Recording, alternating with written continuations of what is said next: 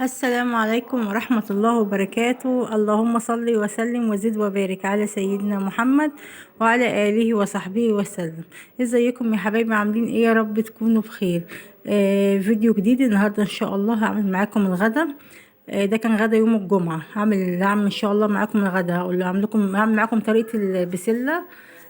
طبعا بالجزر والبطاطس، واعملها باللحمه، ورز بالشعريه، وكنت عامله شويه شوربه جنبيها، والعصير بتاعنا طبعا.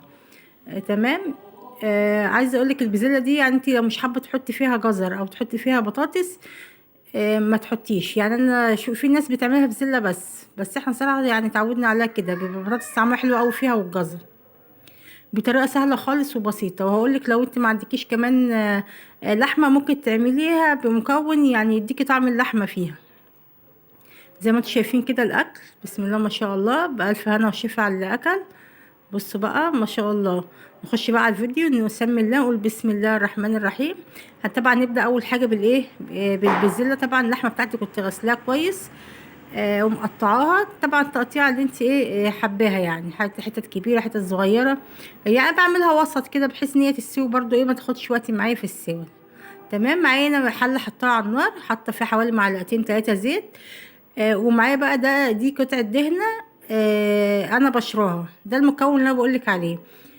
بصي حتة الدهنة دي بتدي طعم حلو قوي للطبيخ. يعني انت لو هتحطيها بس من غير لحمة، لو عندك حتة دهنة كده في التلاجة شيلها في الفريزر. لو هتحطيها من غير، مش هتعملي لحمة تعملي التسبيكة بتاعتها بالدهنة، تديكي طعم اللحمة بالظبط. تمام. انا بشرها، انت حابه تقطعيها قطع صغيره، تمام. انا ببشرها كده وبشيلها. يعني انا سبتها في الاكل مش هتبان، هي اصلا مبشوره ومش باينه خالص. بس انا برضو ايه، يعني انا هشيلها. لان العيال ما بيحبوش الدهن، بس انا بحب طعمها يعني في الاكل، بتدي طعم حلو للاكل.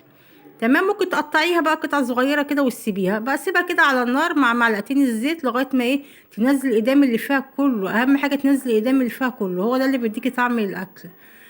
تمام. مش كده شلتها، ورحت جايبه بصلايه معايا كده متوسطه. دي اللحمه بتاعتي بقول لك ايه، مغسوله متقطعه. جبت بصلايه كده متوسطه، وان انا بقى بدات طبعا ان انا اشوح فيها كده تشويح كده بالمعلقه كده لغايه ما ايه، بصي تاخد لون يعني ايه ذهبي خفيف كده، يعني ما تغمقهاش، ممكن تفتحيها عن كده كمان شويه زي ما تحبي. تمام. معايا قطع اللحمه ايه، قطعتها كده طبعا، حطيتها كده على البصلايه. في ممكن كنت بص، انا حطيتها على بصلايه كده ايه، تاخد صدمه، وهقلبها فيها طبعا. مش هحط لها ميه دلوقتي خالص، غير لما ايه، غير لما تنزل الميه بتاعتها وتنشف من عليها كمان. تمام. في ممكن طريقه تانية، بحيث ان انت تحطي ايه، تحطي اللحمه الاول، وبعد ما تنزل الميه بتاعتها وتنزل الميه بتاعتها وتتشوح كده، تروحي حاطه عليها البصلايه. تمام. بس هي الطريقه دي صراحه اسهل، يعني انت بنحط البصلايه الاول، وبعد كده بنحط اللحمه عليها. وطبعا حطيت ورقتين لورا وشويه فلفل اسمر. مش هحط طبعا ملح دلوقتي خالص، عشان ما تاخدش ايه، ما تغيبش معانا في السوا. طبعا بقلب فيها كده، بتتشوح، بتنزل ميتها اللحمه ولونها بيتغير، وافضل اقلب فيها كده لغايه ما ايه ما الاقيش فيها ميه كده، الميه بتاعتها بتنشف من عليها. وبعد كده هضيف لها الطماطم.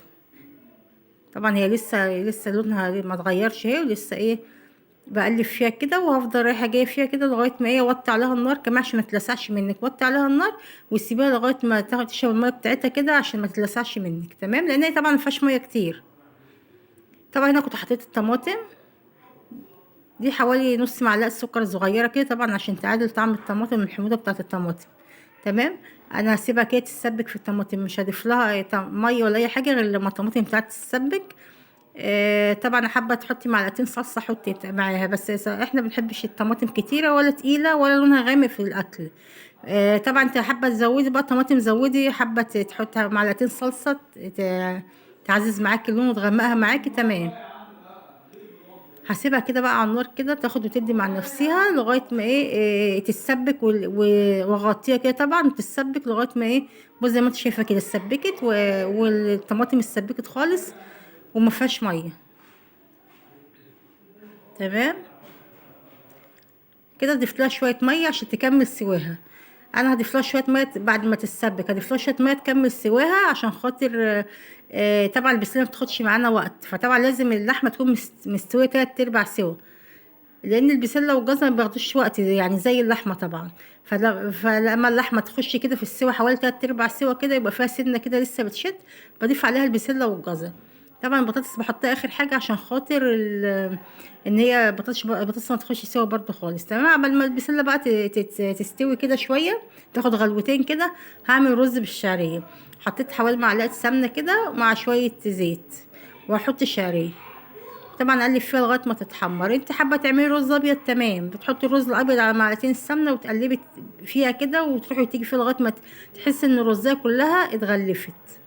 بعد كده بتزودي الميه. طبعا بالشعريه بحمر الشعريه زي ما انتم شايفين كده. طبعا وايدك في الشعريه على طول عشان خاطر ايه، ما بتاخدش سوا، ممكن تلاقيها اتحرقت من تحت او اتغمقت من تحت ومن فوق لسه. فايدك فيها كده على طول عشان ما تتحمر معاكي ايه كلها ايه في سوا واحد. طبعا اول ما تاخد اللون الذهبي بتاعها الحلو، انا هحط لها الرز. هحط الرز بتاعها وهقلبها كده لغايه ما هقلب كده فيها شويه، او زي ما انتم شايفين كده. حطيت الرز ومكعب مرق كده، واظبط الملح، وخلي بالك عشان المرقه فيها ملح. هظبط الملح بتاعها وهقلب فيها شويه. خطوه مهمه قوي في الرز عشان يطلع معاكي مفلفل وحلو. بتقلبي شويه في الرز في الإدام في السمنه بتاعته مع الشعريه كده بقى. افضل اقلب فيه شويه شويه حلوين عشان خاطر يطلع معاكي مفلفل. وبعد كده بزود الميه بتاعته. طبعا لو ميه يبقى افضل، بس لو انت قلبتي فيه شويه كويسين ممكن تزودي ميه محفيه عادي. بصي انا الرز كان استوى بتاعي. وطبعا البزله انا زي ما انتوا شفتوا كده كنت حطيت البطاطس واخدت كده كده خلاص. الاكل كان قرب يستوي. بحط معلقه توم بالفلفل في الاخر، بس الدخان بقى مش عامل مع الكاميرا ايه، عامل مع الكاميرا مغمق الكاميرا خالص. طبعا بحط التوابل بتاعتي في الاخر. بحط شويه بابريكا ومكعب مرق، بهارات لحمه، شويه كمون، شويه فلفل اسمر. كلها حاجات بسيطه كده يعني، نص معلقه صغيره عشان خاطر طبعا ما تكتريش، عشان ما يضيعلكيش طعم الاكل، ما نغيرش طعم الاكل. بديها كده غلوتين بقى طبعا لغايه ما بتستوي. بتاخدش وقت، بيكون هو اصلا الاكل كان استوي خلاص. وزي ما انتم شايفين كده الاكل بسم الله ما شاء الله، يعني شكله يفتح النفس. بألف هنا وشفا على اللي اكل. بصي البزله بتاعتي لونها حلو قوي. زي ما قلت لك حابه تغمقي دي في صلصه، بس هي كده لونها تمام مية مية، لان كتر الصلصه خلي بالك برضو بيتعب المعده وكده. بصي بقى اللحمه وبتاع والرز بالشعريه بسم الله ما شاء الله. طبعا كنت عامله شويه شوربه ايه ومصورتهاش معاكم. والمخلل طبعا بتاعنا ليمون وجزر وكان كرنبيط، والشوربه طبعا بالليمون. وعملت بقى عصير برتقال بالجزر حلو قوي ومفيد قوي كمان. خلي بالك لولادك يعني، بطعمه صراحه بيبقى تحفه. زي ما انتوا شايفين الاكل يفتح النفس ما شاء الله. بهنا والشفا على اللي اكل. طبعا هعمل لهم حاجه حلوه بقى. جيت على بالليل كده قلت اعمل لهم حاجه حلوه، هتشوفوها معايا دلوقتي. لو انت وصلتي معايا لهنا يا ريت تشتركي في القناه وتفعلي الجرس عشان يوصلك كل جديد.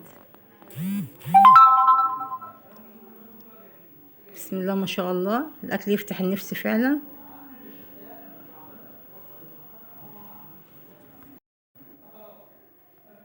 ولو انت بقى حابه طبعا تعملي طبق سلطه جنبيها بتبقى تمام مية مية، بس احنا ملناش في السلطه قوي يعني. يعني لو عملتها للولاد ما بيحبوا يعني، ما بياكلوش سلطه اذا كان في بقى يابانيه يا سمك. انما لو عملتها كده جنب طبيخ يعني ما ياكلوش فيها قوي. والف هنا وشفا. ودي طبعا الكنافه بتاعتنا، كنت عامله كنافه بالقشطه الكدابه. عايزه اقول لك كانت تحفه الكنافه يدوي. الكنافه دلوقتي موجوده في اي وقت مش زي زمان يعني في رمضان بس زي ما انت شايفه كده. الكنافه دلوقتي موجوده في اي وقت، اي وقت عايز تجيبيها تجيبيها. بصي كانت تحفه والله بألف هنا وشفا. عملتها في الفرن كده. بصي ده كان بالليل بقى، قلت اعمل لهم حاجه حلوه كده. انتوا عارفين الجو الساقع ده بيبقى عايز ايه، طول ما انت قاعده كده عايز تاكلي حاجات حلوه. نعم قومي يا حبيبي. كانت حلوه قوي، قطعتها لهم واكلوها. في اللي بيحبها ساقعه وفي اللي بيحبها سخنه وهي لسه معموله. وبألف هنا والشفا على اللي اكل. لو انت بقى وصلتي معايا هنا ما تنسينيش بقى في اللايك والاشتراك وتفعيل الجرس عشان يوصلك مني كل جديد. والسلام عليكم ورحمة الله وبركاته.